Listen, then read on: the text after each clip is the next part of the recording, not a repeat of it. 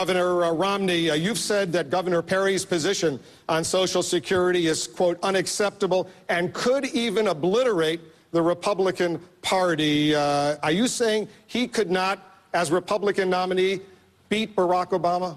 No, what I'm saying is that what he just said, I think most people agree with, although the term Ponzi scheme, I think, is over the top and unnecessary and frightful to many people.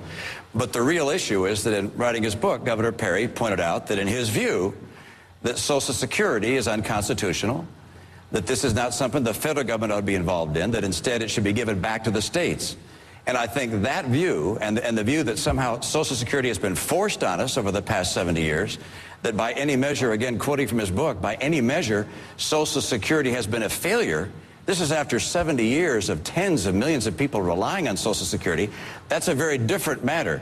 So the financing of Social Security, we've all talked about at great length. In the last campaign, 4 years around, John McCain said it was bankrupt. I put in my book a series of proposals as to how to get it on sound financial footing so that our kids can count on it, not just our current seniors. But the real question is, does Governor Perry continue to believe that Social Security should not be a federal program, that it's unconstitutional, and it should be returned to the states, or is he going to retreat from that view? Let's let Governor Perry respond. You have 30 seconds. If what you're trying to say is that back in the 30s and the 40s that the federal government made all the right decisions, I disagree with you. And it's time for us to get back to the Constitution and a program that's been there 70 or 80 years. Obviously, we're not going to take that program away.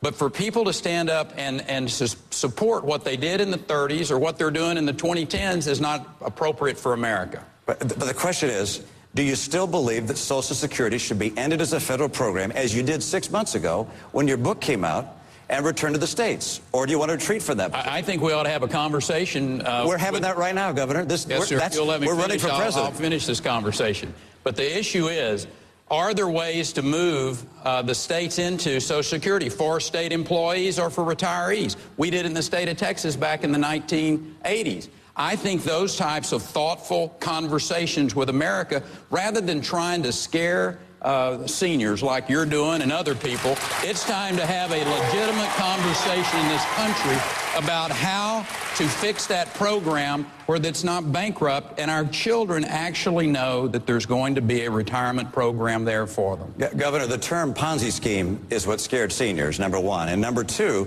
suggesting that Social Security should no longer be a federal program and return to the states and unconstitutional is likewise frightening. Look, there are a lot of very bright people who agree with you. And that's your view. I happen to have a different one. I think that Social Security is an essential program, that we should change the way we're funding it to make sure. Criminal. You said if people did it in the private sector, it would be called criminal. That's in your book. Yeah, what I said was.